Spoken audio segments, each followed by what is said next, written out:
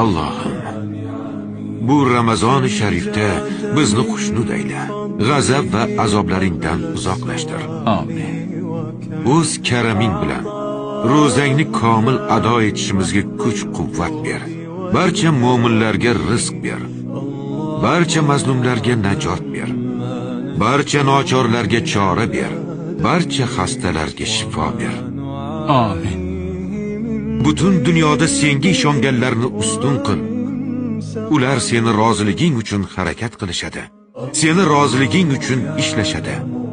Seni roziliging uchun gapirishadi.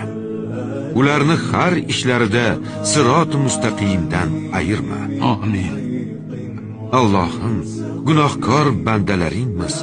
Gunohlarimizni, xatolarimizni o'zing kechir, Allohim. Amin. Amin.